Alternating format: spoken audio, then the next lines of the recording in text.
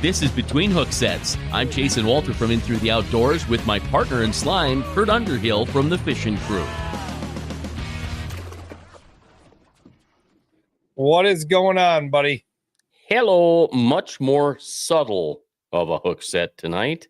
Yeah. I decided I've been a little too aggressive. We fished last night and lost. We got bit off 6 or 7 times. We lost big fish. It was disappointing, but we were out fishing anyway, nonetheless. So it was a good time. You know, we had a good time this weekend. The 50th Gov Cup was a good one. It is in the books, but I'm going to flash this quick. And Hoyer's the one that taught me the flash thing, I believe. He's actually he's pretty good at that, making a real thing. So let's bring in our guests. Let's get this thing going because they've got places to go and more podcasts to be on. And Tyson Keller Duane Hjelm, how you guys doing? Good. How are you guys? Wonderful. Doing all right. Thank you very much for accepting this invitation on top of the 52 others I'm sure that you got. So appreciate it. So, Dewey's in the boat ready to roll for North Dakota. So he held back one extra night, not just for us, but yeah, I'm going to say for us. He held back just so he could leave in the morning, just so he could be on this show. But so has it sunk in yet, boys? You are 4-time Governor's Cup champions. You've joined an elite pack. Dave Spade's got 4, McCumsey's got 5, and you guys have 4. That is it. Go ahead, Dewey. Oh, yeah. It was pretty unbelievable. I haven't really had much time to even think about it just with some of the stuff going on at home, but I can tell you one thing. It definitely it feels just as good as the first one, so it's pretty special just to, me and Tyson have so much history and built a crazy friendship out of honestly just fishing the Gov Cup alone, if all things else aside. So it's just a really fun, special tournament. I know that's near and dear to Tyson and myself both. Yeah, I don't even know how else to say it, Dewey, but, we both know our feeling is mutual, but, since I've been a young boy, tournament fishing has just been a huge part of my thought process, my desire in my life, and the Governor's Cup has definitely fueled that. It's my beginning. It's what we think about all the time, and it's been so rewarding. And the amount of effort, that we've put in over the years to achieve what we've had achieved, it's taken a lot of time, but we've learned so much, Kurt and Jason. I mean, it's just there's no other time that you can learn so much as you can the week before the Gov Cup, because you have to get out there and figure new things out. You have to perform, and you have to be able to compete against people that can beat you. And the only way to get better is to put yourself in that situation. And, what a blessing to be able to do it. It's just feelings. So we always talk about it. And I want to hear from you. Is it true? Like the Gov Cup flip, like you can be on something for weeks, and the Gov Cup, like it seems like sometimes it's Wednesdays, sometimes it's Friday of the Gov Cup, but there's something these fish do that it's like they know it's the Gov Cup week and they completely change what's going on. Yeah. Is that a true factor happens out there? Yeah, 100%. Every single year that happens. Now, I'm guessing that after having talked backstage Friday night during the rules meeting, we talked about weights, talked about what you got to do to get it done. When you were out on the water day 1, and especially day 2, did it just feel like everything was going right? Like we always hear, it just, you had a good feeling. Yeah, you don't know what other people are doing, but did you have a good feeling about you guys? Go ahead, Tyson. So we know the first, I don't know if anybody else that's listening tonight had ever heard the story about my dream on the first one that we had won. It's pretty funny, actually. So in 2014, I had this dream, I just consumed by the preparation process and the desire to do well. I mean, it's not necessarily trying to beat other anglers. It's trying to beat the fish at their own game. And if you do that, you're going to do just fine. But I remember 2 to 3 days before 2014 Gov Cup, I had a dream that Garrick McCumsey pulled into Spring Creek Marina on his pontoon with 2 bottles of champagne and is spraying them in the air. I mean, this dream is as vivid as can be today. And Dewey and I go into the rules meeting on Friday night. Kurt had never done bottles of champagne before, and here's 2 bottles of champagne sitting up next to the cups. And I'm like, oh my God, the hair stood up on my neck, and that one came through. But this one here is, I know Dewey and I shared some sentiments on this year. We're kind of on a routine of these anniversary years. You always like the anniversary years. We've had some very close calls in between. Things could have went one way or another. This variables, but this one is really special to me because I just had this gut feeling if my son was involved with it, and Dewey got back from ICAST and we were able to do this, that I just felt this good mojo about it. And, I know Dewey can say this too, but when it's your time, it's your time. But we really had to work extremely hard to pull this one together this time. We had quite a few little variables in there that kind of threw us off, but you got to put your head down. You got to just pretend like you didn't even know it happened and push forward as hard as you can. And Dewey is a prime example of achieving and putting the blinders on and going full speed ahead. So yeah, you do like them anniversary years. I only do the champagne on the anniversary years. So you guys won the 40th, you won the 45th, you messed up and won the 46th and then back at it at the 50th. So, I mean, the champagne must be the key for you guys. And there's something that the bottles of champagne sit there next to the trophies. Never drank it before, but it's there it is. Well, yeah, you've never cracked open a bottle yet. I haven't. Have you? Yeah, we broke into the one from 2014 a couple years ago over New Year's Eve. Oh boy, how was it? Not bad. Everybody had a little sip. We never sprayed it, but I don't know. Well, that's kind of my hope is somebody would spray it, but you guys looked at me this year and I went, like, I don't want to spray. I don't want to get wrecked anything. And I'm like, just not towards them camera equipment. But other than that, go for it. Spray away. Yeah, if it wouldn't make people mad, I would for sure do it. I'd spray the crowd.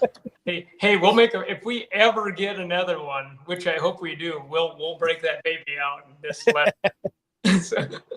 Maybe we'll have an extra one on hand, just so you're not, using the. Yep, exactly, the commemorative one. We'll the reason, and that's like Adam with River Bottom Sanitation, he buys those whiskey bottles, and that's part of the reason. Like, okay, bust the champagne, let's roll it, but you got your commemorative 50th whiskey bottle. Oh, let's show that again then.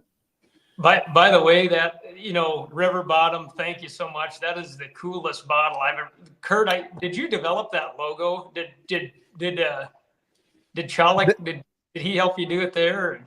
There was a combination of the girls at All Around Graphics for the shirts, and then Travis worked on it, and we kind of had 2 or 3 different people working on it. But I wanted that 50th to be prominent, in the logo, because 50 years is, to me, I can't believe we're here. We made it. With all the trials and tribulations of anything in the world, 50 years is a massive accomplishment. Yeah, no doubt. And that logo is so cool with the capital in the background. And it's just so well done. It's awesome. I'm going to pop it up real quick so everybody can see the 50th again. Do you mind if I pop up one of my favorite pictures? And I'm not sure, Kurt might know who took this, but I love this picture. Yeah, I don't know who took that one. It's fabulous. It pulls everything together so well. This might be one of my other favorites. Tyson, let's talk about Preston a little bit here before we start getting into tournaments and fishing and all that. This little man, there's no kid about him. He's still a 5-year-old, but he is quite the little man to have the guts to stand up in front of the crowd and sing the national anthem. So, little story behind that. So, my son at the age of 4, he set his own personal goal, and we're trying to train him to be a good, the best we can growing up, You're doing well. Anyway, so we told him, like we said, if you have a goal and you have a passion to do something, you need to work hard and follow through. Well, anyway, last school season in pre-kindergarten, he actually asked the teacher if he could practice to the class before school is done this spring. Really? So anyway, he practiced for the class, and then he does it on our front porch over the 4th of July. He was doing it, but he's not shy at all to ask Kurt. And I kept telling him, I was like, don't wear Kurt out. Nobody likes a broken record. But it's cool that, a young child of that age set a goal and accomplished it. And thankfully to Kurt, the fishing crew, all your help and whatnot, you invited him in to do it. I hope everybody enjoyed it, and it wasn't, taken in any way but in an enjoyable fashion. But that little boy, he's on cloud 9 still to this day. And I know that your impression on him and allowing him to do that is going to be something that he will never forget. So I can't thank you guys enough, but he's I don't know if he's going to be more on the entertainment side or the fishing side quite yet, but we'll find out. Will you let him figure that out? He's gunning for my job. Really, I think he's gunning for my job. Yeah. I think he's going to take Benny's job. Yeah, I think so. I do think so. But you know what? We're all gonna, I guess, go to that fishing spot on the lake at some point and fish and not work anymore. So somebody's got to take somebody's place, and Preston might as well take Kurt and Benny's place, because I'm still doing it when I'm 99. You never know what the future is going to hold, but all I got to say is thanks for the opportunity for him.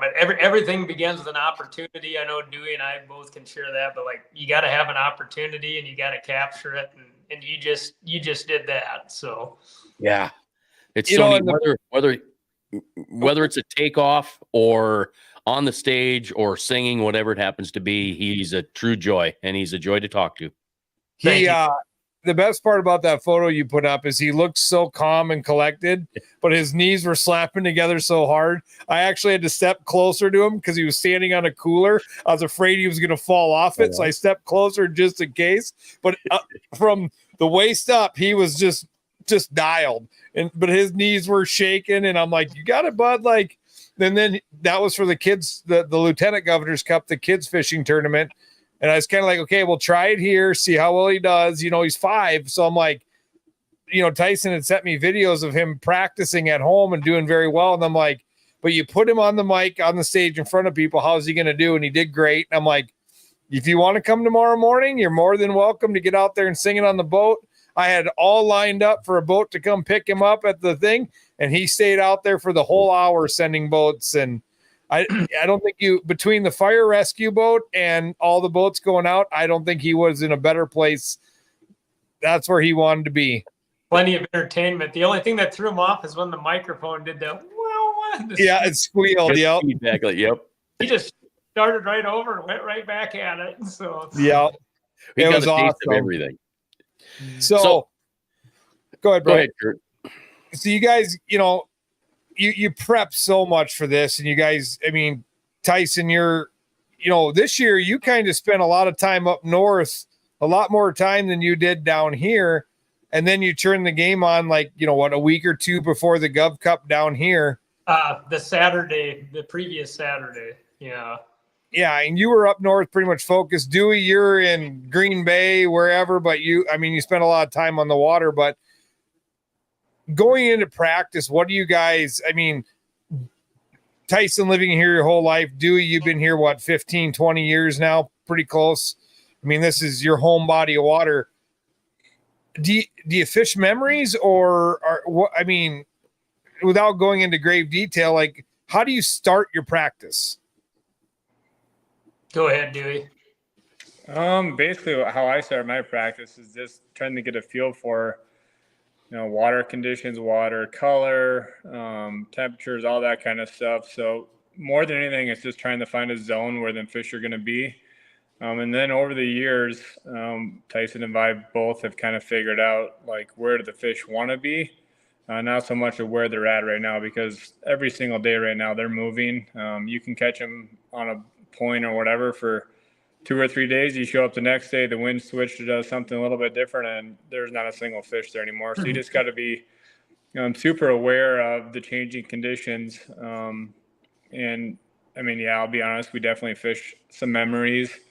But it's a lot of just knowledge of knowing where the fish want to be. And so just starting off, we'll work our way north, all the way down south, back in the creeks, all that kind of stuff, just to try to figure out where the fish are at. And every single year is different. The bait presentations, lures, everything that we're using, almost every single year, there's something a little bit different that we're doing.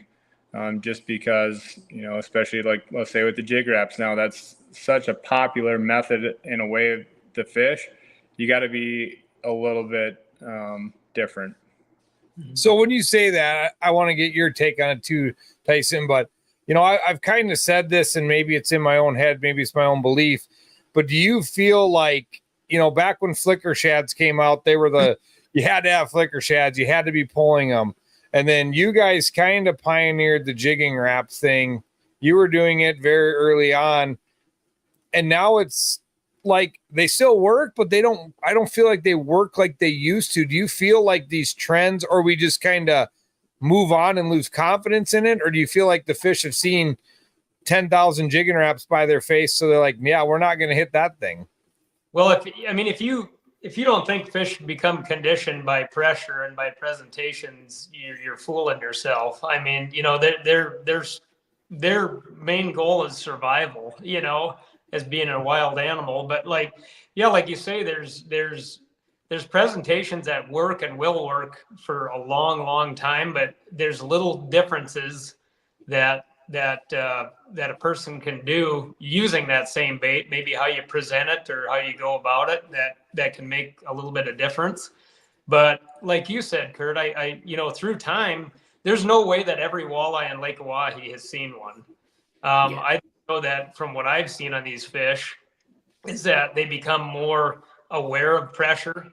The minute you go ripping through them and yank a couple out, they scatter a lot quicker. Whereas before, you could sit and hammer away on them for a while before they really figured out what was going on. And I think that's a big part of the game right now is, I know that we see it all the time, is they're very, very sensitive. So you've got to be very, very tactful on how you approach and which fish you target, and you try to catch them before you blow them all up. That's one big thing. But then, going back, you're talking about, Dewey's talking about the pre-fishing. I just want to mention this year was so much different than years past. And it proved to be a challenge to us because we actually fish better in deeper water. But with the rising water levels this year, we had, the lake was raising, anywhere from 1 inch to 3 inches a day. And I actually talked a little bit to Dave Spade about it at the 50th party. And he said, I can't remember, seeing rising water levels and whatnot like this for, 15, 20 years or however long it had been. So that was a big change in how we went about our approach and looking for fish, because as we all know, there's still a lot of fish that are really shallow right now, which is extremely odd for mid-July. So that really played a real curveball in our plan, because, I've heard Chris say this a million times too, is you want them to be where you're confident at catching them, but you got to catch them where they want to be. And that's 100% the truth. You got to do and target what they're doing and adapt to what they're doing. And fortunately we were able to line up on that and do it.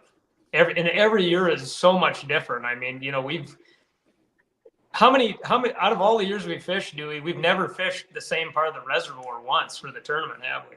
No, it's literally somewhere different every single year. And there's usually, it's not just one presentation that gets it done either. There's usually multiple presentations, multiple locations, plan A, B, C, D, E, you name it. And fortunately this year we got lucky with the weather, but generally what happens is the day before, the day of, whatever, we get some crazy system in, the water gets dirty. And you got to be able to adapt. That's the number one thing is just, I think the reason why we've been so fortunate and made some of the right decisions just because we got lucky and we had a lot of plans and we adapted. I know on the 45th Dewey that we won. I know this for certain is we had an area or a zone of the lake that we had been doing very well in, consistent fish, big schools, etc.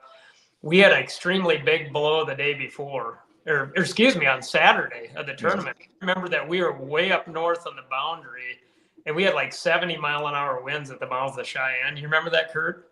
Oh yeah, trust me. About 10 a.m. I was I was freaking out. Yeah, trust me, I remember.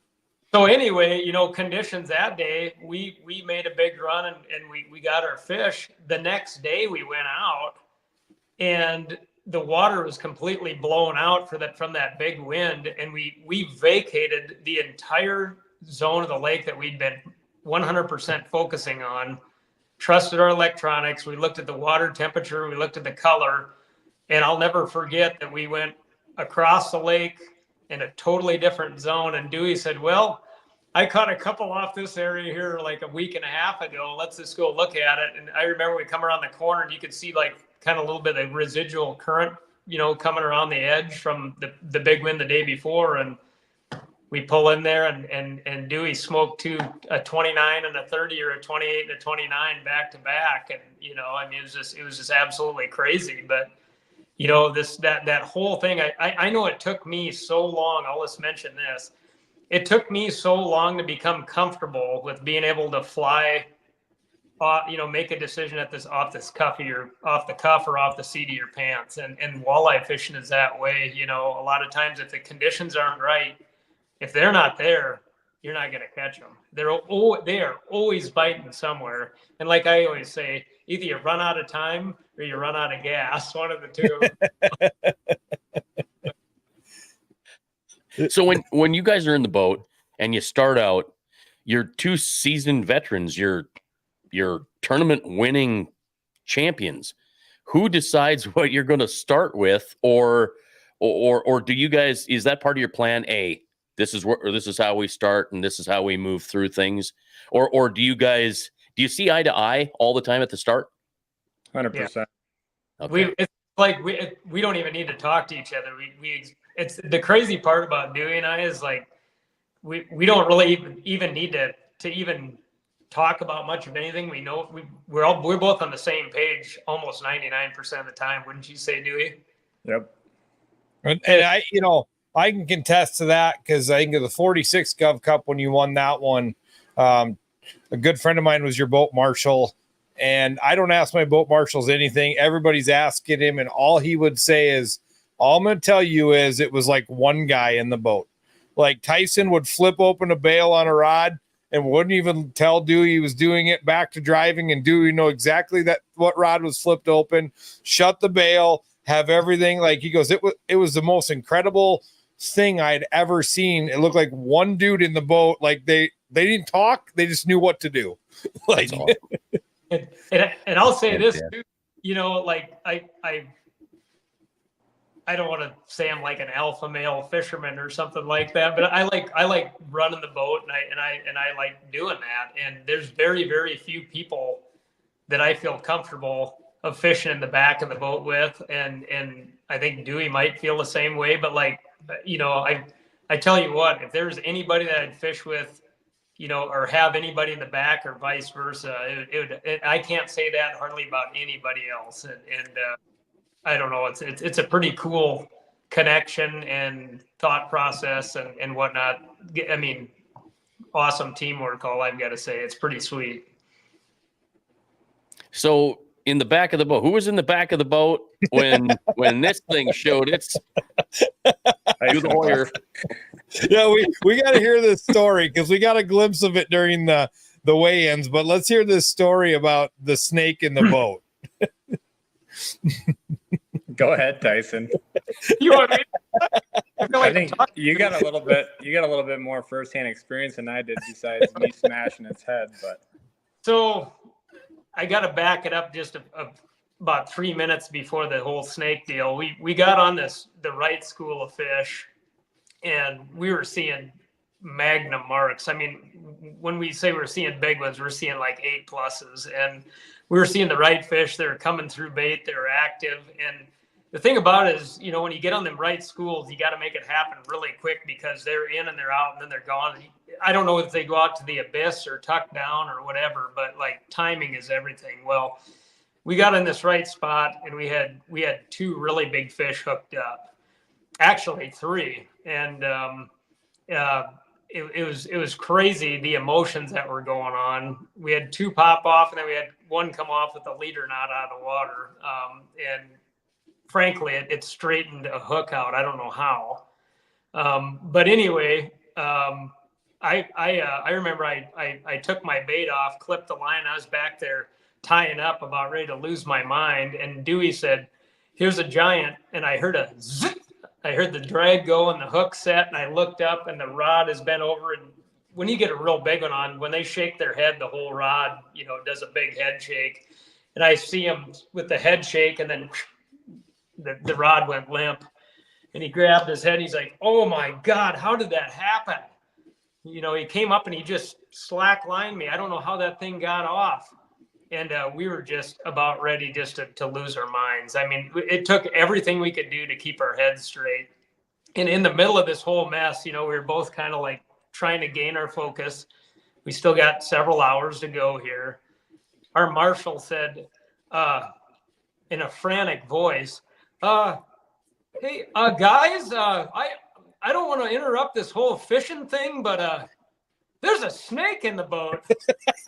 and I'm like, I like look, and all of a sudden I see his tail go like down the side gunnel and then like up underneath the console. And Dewey had a hooded sweatshirt sitting like right down beneath the steering wheel. And this damn snake crawled in behind made a nest in his hooded sweatshirt. And I'm like looking, I'm like, is this a bull snake? Is it a rattlesnake? Show that picture again. That's exactly what we saw. So was it a bull snake or a rattlesnake? Well, it was a bull snake, but it was a big one. but anyway, so that, you know, our marshal's like, "There's a snake right there," and he's back on the back end. Far away. Yeah, and Dewey's like, "What?" I'm like, "Oh God, there's a snake." Well, anyway, luckily Dewey had 2 nets. Okay, so we each grab a net, you know, and we're poking at this thing. Well, Dewey gets it pinned to the floor. Well, when he pins it, there's still like 3 foot of snake beyond where it's pinned. So it's like goes up underneath the consoles, going like underneath the steering wheel. And so we kind of inch our way up with the butts of the nets and, you know, kind of pin him against the side and pull him down. Well, finally we got him down, and Dewey grabs him by the pliers and flings him in the water quick. And I tell you what, it was like, what is going on here? These misses, a snake is in the boat. Like, we got it's like Kurt said, we're getting ready to start a dumpster fire, you know. The whole boat would have been on fire. The whole boat would have been on fire. I wouldn't even know if it was a rattler or a bull. Yeah, that'd have been it right there. So, but anyway, what else do you have to add to that, Dewey? Yeah, that was well, needless to say, that snake won't be getting into any other buddy's boat. Thank goodness. Thank goodness. So, but the good news is I thought you know, like you just the thing you got to put yourself in the perspective on is the mindset. So you know 100% that one of those fish was the tournament winning fish. Okay, you know, hands down, you know it was. We had a good. We've seen the one you had on. It was, you know, 7-8 feet underneath the boat, and it's hard to say, but it was an 8+ pounder. It was a 28+ inch fish, and the other ones, I know how big the marks were, but it's hard to confirm actually how big they were, but they're the right ones. Yeah. But at that point in time, we had a 19.5 inch slot, a 19, and we had a 26. So I mean, that one fish would have, you know, totally pushed us over the edge. And all I was thinking about is, you know, man, this at that point in time, it's hard to pull your mind out of the gutter, but it's like, you look at the clock, you're like, we can do this, we can do this. And Dewey saved the day. He did. So maybe 5 minutes later. Yeah. Do you feel like maybe in hindsight, like you lost those fish, you were, all not spinning out, but you were on that, like, what are we doing wrong? What's going on? The snake comes in the boat and you completely like forget about fishing for 30 seconds to a minute to figure out how the hell you're getting the snake out of the boat. And do you think that made it like reset you a little bit? Like, and then it was back to work, like maybe that was the reset out there. I think it was God upstairs testing us to say, how bad you boys want this. That's right. That was your old man and my old man sitting around going, let's try these boys today. we have never had an easy one. Dewey and I have never, like, you hear about these guys, you go out and boom, boom. I've had a few easy ones in the past, but on the Governor's Cup, it's like every single thing that can happen or whatever. I mean, you're dealt with so many variables and tribulations, and it's truly remarkable how a person has to get through so much to actually make it all happen and get the right fish. But Dewey, tell them what happened right after we got the snake out of the boat. Oh yeah, but like Kurt said, I think it honestly was a little bit of a reset, especially for me, because I was, Tyson lost a couple big ones, and I had a chance. I lost that big one, and I was just like, we knew that any one of them fish were like potentially the winning fish, as long as we could catch a couple more slots. But we just knew that we wanted that one fish. That's what we were after, is just that one fish. We wanted it so bad. And we were getting, or I was at least just like not negative thoughts, but you're thinking like, what the heck? Like how do they come off? They don't come off in pre-fish. Like, what am I doing wrong? And then the next thing you know, like snake in the boat, we get it out and we're like, what the heck just happened? We're kind of laughing, like talking with our Marshal Hank about it, just, kind of like, what the heck? And then it was almost like a reset. And then literally the next fish that we seen, we caught, and it was like a 26 3/4 incher. So yeah, it was just, man, it was a crazy half an hour. I'll say that. Can I say something about that 26 3/4? So I'm sitting, I was in at this point in time, I was in the back of the boat, and Dewey said, there's one. And he pulled up on it, got the boat positioned perfectly like he always does. And made a perfect entrance on that fish. And I was sitting there watching it on my back shuttle, and I'm seeing the bait, and I'm seeing the fish's reaction. And some of them you got to work pretty hard, but this one here was like, whoop, saw the bait and like started going up, and I'm just like, please God, please God, please God, please God. And I see the fish come up, and then I see him go like this, and I heard the zzz, and I heard the drag go, and I'm like, that one's got it. I mean, you could just tell how that fish just, I'll never forget, because I watched the whole thing, on my screen happen. But the way that fish come up and just drilled it, you knew right then and there that it was down the back of the hatch, and that one wasn't getting away. So pretty awesome. Well, I didn't give that one a chance to fight either. Going back to that snake, just imagine if you didn't have a marshal in the boat and you go get in your seat to move. No doubt. Like, and that thing is curled up like. Would have never, if we were concentrating so hard, we would have never seen it ever. Like you just got blinders on, and I think he just caught just the tail. It had to come in the back through the transom, because it wasn't in there at all throughout the day. And I'm guessing he just kind of slithered in there when we were looking the other way. Yeah, Hank was like, I didn't want to tell you, but he goes, I've been watching this thing for like a minute. And he goes, I thought my eyes were playing tricks with me. He said he just kept seeing his head pop up above the sweatshirt. And it's like, what the heck? Yeah, I would have freaked out if I would have reached down and grabbed my sweatshirt and grabbed the snake. Not cool. I remember when he told me that, I saw the tail and it disappeared, and I kind of peeked around the seat, and all of a sudden I seen the head come up, and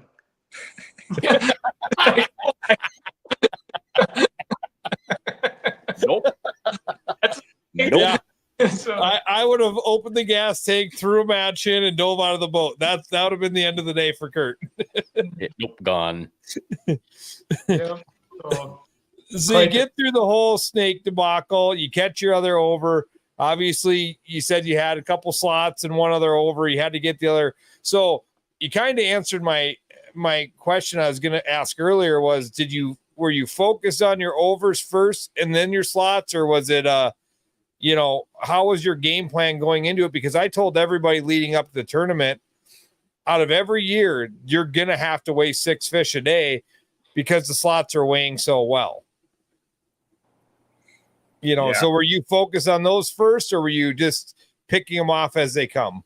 Yeah, I would say that we were for sure focused on the overs. We got fortunate enough to catch a couple slots while we were looking for overs. But obviously, a 5 or 6 or 8 pound over goes a lot farther than, 6 slots or 4 slots or whatever. So if you want a chance to win, especially with this many boats and all these guys, you have to have 2 overs and 2 good overs each day to make a run at it. And now things are a little bit different than they used to be, just for the fact of how big these slot fish are. There's, we had a couple slots each day that were right at 3 pounds. I think we had one that was a 3-1. We had some 18 inchers that were, almost 210. So the slots definitely play now. But the one thing that's going to be a little bit different now is there's so many 18.5 to 19 3/4 inch fish. All them fish next year are all going to be overs. Mm-hmm. So it's going to be another thing that you got to figure out next year on what you're going to keep. Unfortunately, like these tournaments, we don't go out there and we just catch the right fish in the right order. We've had winning fish in our hands before that we've thrown back. It's 100% about decision making. You got to be confident in what you're catching and what you can catch and what you throw back, because the difference between throwing a 1 pound 12-ounce slot back and catching a 2 pound 4-ounce slot can literally be the difference if you win or not. And that's kind of the approach we took after we got that other over. We had three tags left, and our goal was to basically increase our weight by 2 pounds on slots by the time we were done at the end of the day. And fortunately, we were able to do that. But I remember, we went running and gunning, and we were looking for the perfect slots, the perfect marks. I mean, there's a lot of smaller slots, and there's some better slots mixed in isolated groups. And luckily Dewey had, I have a harder time targeting slots anymore because I'm always looking for big ones. It was funny going into this. I said to Dewey, I said, man, I'm really worried about the slots. He goes, I'm not worried about the slots at all. I'm worried about the overs. I was like, well, I'm not worried about the overs. I'm worried about the slots. Good teamwork, right? Right. Anyway, so we went running and gunning to these certain areas. And I tell you what, Dewey's, I'll just tell you this, being able to see someone at a higher caliber of fishing level, it's like the efficiency switch flipped on. And one thing I'll mention is, the guys that can really do it well, they've got the same amount of time, and but the guys that really do it well will fish twice as many spots, and they'll make 3 times more casts, okay, in the same amount of time, efficiently fishing. And so we started running around looking at slots, and we'd pull in, and Dewey would find the right ones. And I remember we pulled into this one spot, and I had a little area found. I'm like, they're right in here. He pulled in, and before I even had my rod out, he had one on. He pulled in, dropped down. There they are. Boom, caught one, netted it. I'm getting the thing untangled out of the net. He grabs another rod, flips it back in there, gets another one. So I got 2 flopping. And then I get the hook out of the one. He grabs that, flips it back out there again, has another one. It's just boom, boom, boom, boom. He's putting the heat on them. And it was a pretty cool ending to that deal, because we were able to push out a couple of these slot fish. I know we made a 7-ounce upgrade on one and like a 5-ounce upgrade on another one, and then on that last tag, we pulled another 4-ounce upgrade there. So, I mean, that right there is truly what made that difference, because it was a pretty close call. That the weight was actually pretty close between Beekler and Walti at the end, and if it wasn't for those slots, it would have been really close. It would have been a matter of ounces. So yeah, Casey, they were in early, and Casey was backstage, and we were trying to get we had a little printer issue going on, and we were working on that, and his lip was just quivering, and I'm like, "You got a good one?" And he's like, "Yes, it's okay, it's okay." Like, he was just shaking, and I'm like, "Well, can you guys wait a little bit for me, because I got to get this done." And I'd really like to have you wait a little longer, because I don't need, like, I kind of want the suspense there. I kind of want some other teams to take you out of the lead, because you guys weren't in, had no idea. But I mean, obviously he had a decent lead on after day one, and it was like, okay, he just needs a decent bag. And if he clips that 18 to 20 pound mark, he's probably going to take the thing down. And yeah, he was shaking, and even all the way through to weighing in, his lips were quivering, and he was shaking. He looked like Preston singing the national anthem. Actually, I think Preston's upper body was way better than Casey's. Well, we were quivering and shaking too, by the way. So no, just the emotions associated with it. I mean, it's just, especially coming in like that. Dewey and I knew that, any time in the Governor's Cup, if you can do well and then match the weight or slightly do better, you got a really good chance, yeah, those guys fished, all those guys in the top, top tier fished extremely well on this deal. And fortunately we were just able to get a couple of the more right bites. So. Yeah, but you had it. You had it nailed. I mean, when we talked on Friday night, you talked about that lower 40s to Dewey was into the upper 40s. So you were right there. I think the conversation we had on Friday night was spot on. Mm-hmm. And I honestly, I felt very confident after day one, and I'm just a bystander. But I'm like, I think these guys have this thing. And that's how I felt after day one. And then I didn't even see you come in and weigh. I think I was out running the camera in the crowd, doing whatever. And I turned around and went, uh-oh, they're on stage. And then I ended up back in the Team Lodge studio. I'm like, oh, and I watched the whole thing unfold, the story about the snake and everything. I'm like, they got this thing. I mean, that's it. It's over. So pretty doggone exciting. And I had somebody ask me today, they said, so what's the big deal about this Governor's Cup? I said, well, the best way for me to explain it would be it is the Super Bowl of South Dakota walleye tournament fishing. Would you guys 100% agree with that? In the nation. Yeah. Well, I mean, I'm biased. I was going to say it's the Super Bowl of walleye fishing, but I'm biased when I say that, but it is. And I think, guys are on me about boundaries and stuff like that. And I think last year when we had Chris Haynes on, he summed it up best. It's one of the toughest tournaments to fish, and you're in a tight area with a lot of boats, and you have to outfish everybody around you.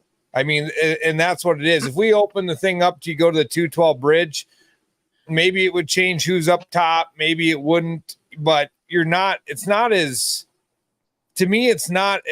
meaningful as you're sucked in tight and you're out fishing guys that are fishing the same area as you. Yep. I think go ahead, Tyson. But I think the boundaries are a good thing on the north end of this tournament. I guess everybody might have their own opinion on it, but I like tradition, and I'm not a guy that likes change that much, but it's a good deal for how it is, I think. So yeah, it's not what this tournament's about. It's not about the money. It's literally about the friendships that you make along the way and about the memories. It's literally, I mean, if you open the boundaries up and you let everybody run up north, yeah, the weights are going to be totally different, but it's right. It's not what this tournament's about. Yeah, 100%. And after you hear enough, you start contemplating things. And then after Chris made that comment, and now you guys making the comment, that Bush's boundaries never coming off. I mean, yeah, does it get more congested with more boats? But I mean, there's just still go a lot out of fish. water out there. A lot of water. Yeah, go out fish the next guy. I mean, that's the thing. And talking to guys, oh yeah, I'd pull up on a point and there'd be 6 boats there. Yep, that's fishing. And I said, and how many miles of river did you run past to get to that point with 6 boats on that had nobody there, and granted, we know there's unfishable waters and that, but there's plenty of stuff out there to fish. And it's what, 55, 60 miles from the dam up to Bushes, on the water as you're making your web. So that, we're talking serious shoreline. Yeah. You have the Cheyenne in there and all them other creeks and bays. There's a ton of water to fish. Yeah. So you go on, you win this one. Dewey, you're heading to North Dakota tomorrow morning to take on the National Walleye Trail. Last time you were on Chicagoia, you made 100+ mile run to win it. Think about that long of a run, but I don't think we'll be making that long of a run this time. And it's definitely a different fishery than it was the last time we were there. Not only with the forward-facing sonar, but just a completely different time of year. So it's going to fish a lot different, but definitely looking forward to getting up there and seeing how it goes. From what I've heard, the bite is a little bit off, but that being said, it's came up 10 feet this year. So them fish are going to be dispersed. They're going to be all over the place. I guarantee they're going to be in 2 foot of water, and there's going to be fish in 60 foot of water. So it's going to be a fun challenge, no doubt.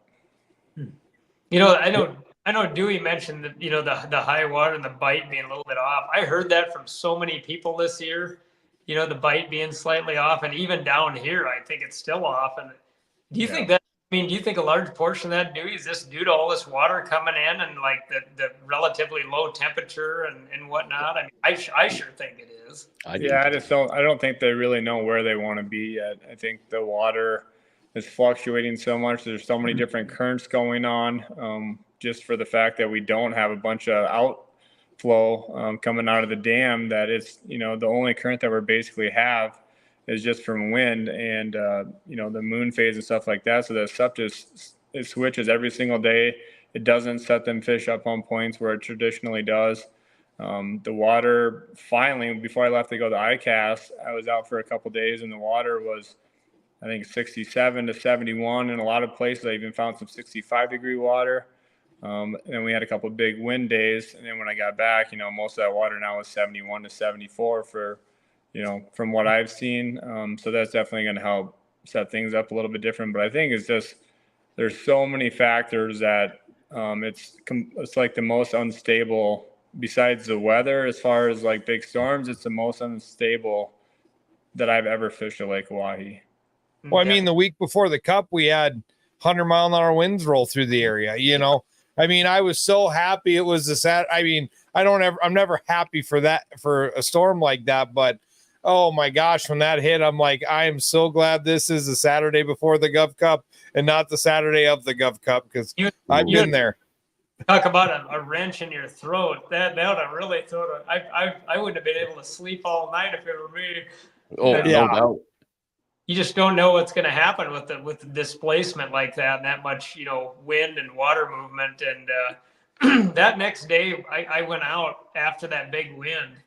I have never seen it in my life. When I drove past Core Bay on 1804, there was literally current, the couple finger points at the mouth of Core Bay that stick out.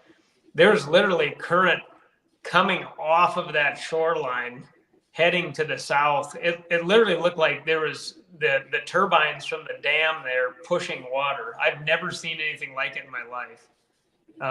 How that worked. But it was just crazy how much water moved there. Did we lose Dewey? Yeah, he must have got a phone call. Oh, sure. He got a phone call. He'll pop back in. You talk about water temperature. Yesterday, we were fishing in 81 to 85 degree water, but the walleye that we were pulling out of 13 feet were not 80-degree fish. So, a lot of people talk about that water temp. That's surface temperature. And I'm sure out at the river, if I had my infrared gun with me and we went out fishing and we were in 72-degree water, I'll bet you $5 that a walleye coming out of 15 to 20 feet of water is not going to be 70 degrees. 100%. Yeah, definitely. The other thing I noticed about this year too, I've never seen it before in my life.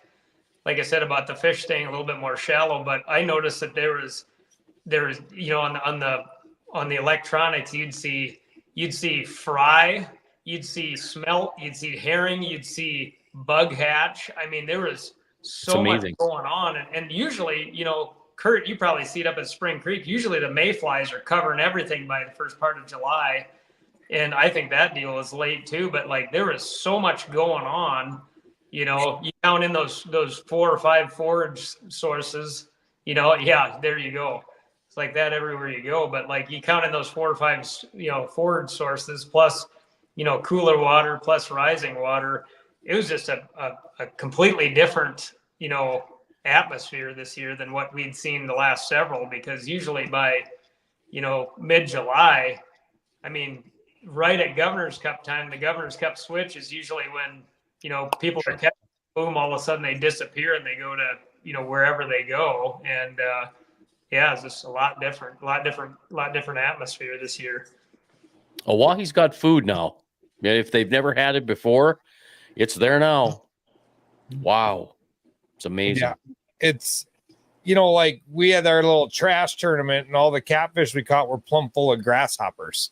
Mm-hmm. You know, like I got in, I opened my live well and it was full of grasshoppers from all them fish. You know, just so there's, you know, so many bait sources. The fishery is healthy. We're going to continue to see these fish grow and grow. And it's just going to be, you know, despite the 2011 flood happening again, I think we're on a good trajectory for the lake.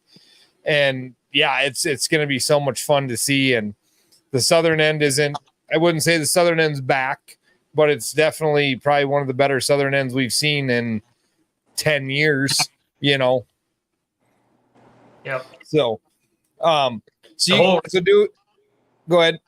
I said the whole reservoir is looking pretty good. So, yeah. Oh, you mentioned reservoir. Let me ask you this real quick. Did you see the Belfouche Reservoir? They're going to go to 2, I think, 15-inch or over fish. So the limit will go from 4 to 2. And I think I saw that in Target Walleye today. I thought that was kind of interesting. 2 over 15, I believe, is how it reads. Don't quote me on it, but they are going from 4 to 2.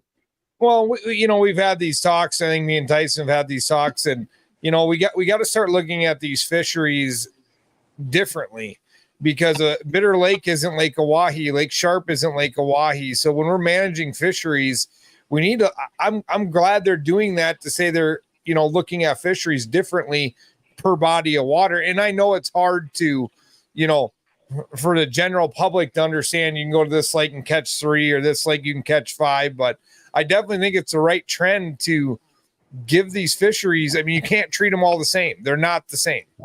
Not at all. Right. So, I mean, Dewey, you like traveling around the country with what you do, fishing the National Walleye Trail.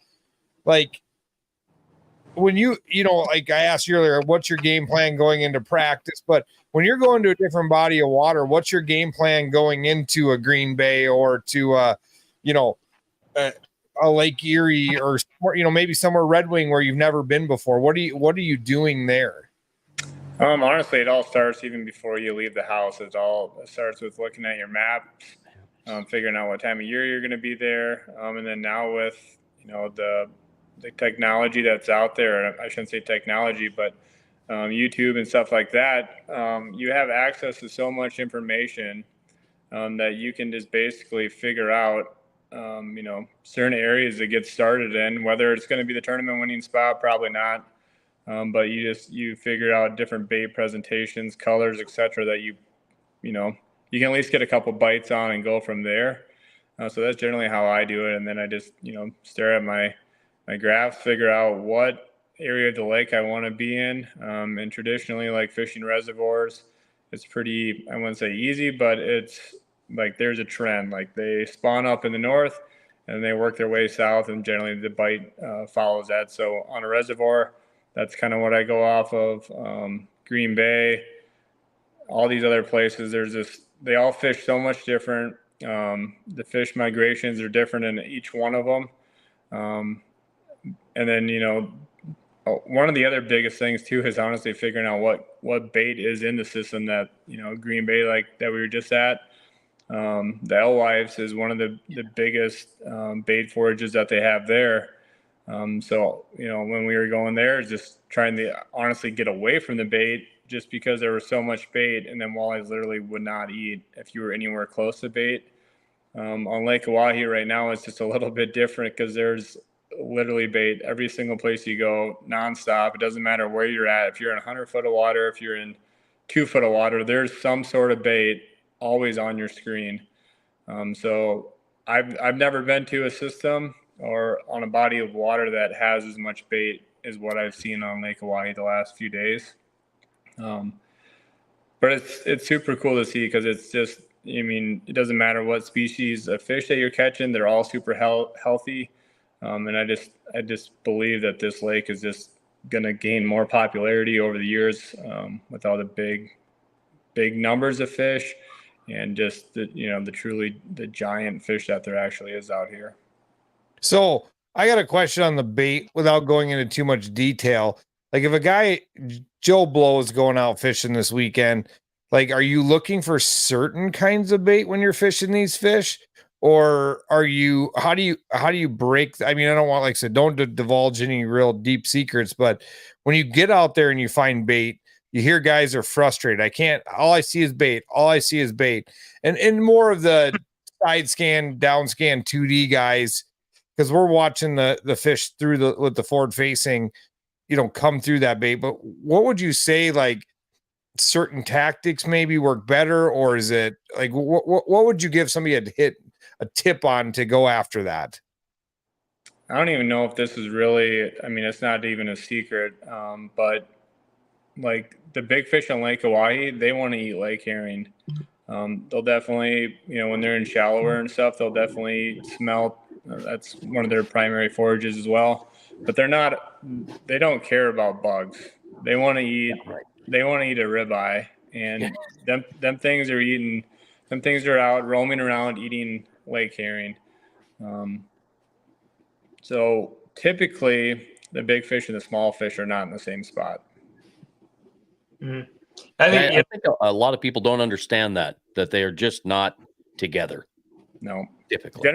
Generally speaking, in years past, from what I can see, I'm sure Tyson would agree with this, but generally if you're in them schools of fish and you're catching 18 to 19s, typically you're going to have some 23s, 25s mixed in with them. You can randomly catch a big one in there with them as well. But what I've seen this year is like, it is a strict cutoff. It's like that 1 year class of 18 and a half to 19 and 3/4 inch fish, and there is nothing else with them. Mm-hmm. Yeah, the big ones are definitely, they do different things. They've got different habits. It's like, what do you feed a baby? Baby food, right? What's a grown man eat? A 1 pound ribeye, Yeah. But, well, I did an episode for my In Through the Outdoors, and I was trying to explain to people, because I had a conversation with a couple of guys about, they were always catching little walleye. I said, well, you got to think about how walleye live. Their home is deep water. So those big fish are always in deep water, and they're the last fish after a front to come up into the shallows. So if you're messing around catching these small fish, they're like the infants. They're children at play. Then you get into your 17, 18, 19s, those nicer slot fish, and they're like teenagers or 20-year-olds.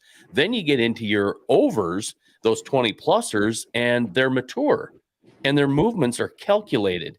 So if you start thinking about fish as children to adults, you might understand where you're at, and the fact that you're catching 12 inches all day long. You need to move deeper or find a different spot with different fish, because those small fish are there. I wouldn't people get that deeper by any means. I think it's just, a lot of times it's this forage base. If you're back in a creek and a lot of those fish are eating grasshoppers like your catfish were, that's one food source, and then figuring out where your good fish are at, and then relating that to what you see on the graph. Are you seeing a haze? Are you seeing a cloud of vertical stacked bait that would be maybe smelt, or are you seeing the bait that actually looks like individual fish swimming around, you know. I mean, there's a variety of things that a guy can target there. But like, you know, Dewey said, there's definite differences in the habits, and there are some points in time where you find areas where they're somewhat mixed together, but a lot of times they're doing different things, you know. You know, and it's interesting. We talk about all the bait. This was my last trip on Oahe here a couple of weeks ago, and you look at all of the different fish that are involved here. You know, like you were talking. You know, you've got your fry. There's just about everything represented in this screenshot. I saw that. I'm like, oh, I got to get a picture of that quick. Pull that back up again. So, like on your side scan view up above. Yep. Look at those hard returns on the top.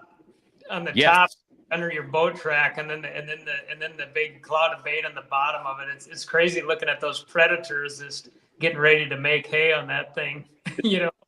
It is. Well, look at if you look down at the down scan or the down imaging, look at the big fish off to the right.